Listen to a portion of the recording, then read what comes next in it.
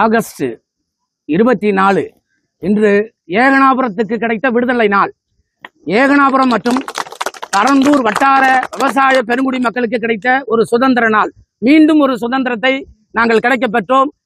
தமிழகத்தினுடைய முதல்வர் தமிழக மக்களின் மனங்களில் வாழக்கூடிய அமோக பெரும்பான்மை பெற்று மக்களின் ஏகோபித்த ஆதரவோடு முதல்வராக பதவியேற்று எங்களுக்கு விடுதலை வாங்கி தந்திருக்கிறார்.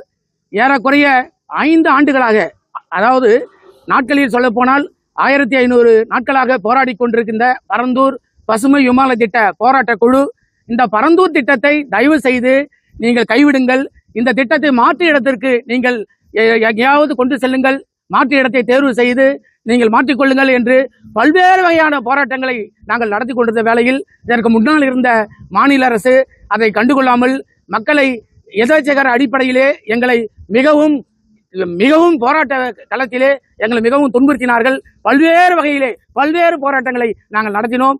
அத்தனை போராட்டங்களுக்கும் ஒரு விடிவெள்ளையாக எங்கள் கிராம தேவதை எல்லையம்மன் மற்றும் கொல்லமட்டம்மனுடைய அருளால் எங்கள் தமிழக முதல்வராக பதவியேற்கக்கூடிய தமிழகத்தினுடைய தளபதி, தமிழக வெற்றி கழகத்தினுடைய தலைவர் முதல்வர் அவர்கள் இன்று ஒரு மகத்தான ஒரு அறிவிப்பை சட்டசபையில் 110 விதியின் கீழ் அறிவித்திருக்கிறார்.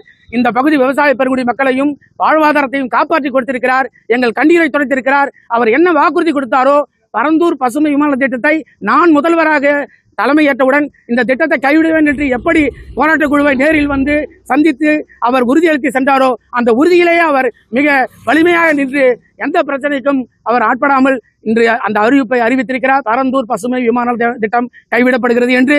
அவர் கைவிடப்படுகிறது என்ற அந்த அறிவிப்பில் மக்கள் எல்லாம் மனக்குமுறல்கள் நீங்கி கண்ணீர் விட்டிருந்த அந்த துயரம் நீங்கி நீங்கள் அனைவரும் கிராமமே நீங்கி புத்துணர்ச்சியாக இந்த கொண்டாட்டத்தை நாங்கள் கொண்டாடி கொண்டிருக்கிறோம்.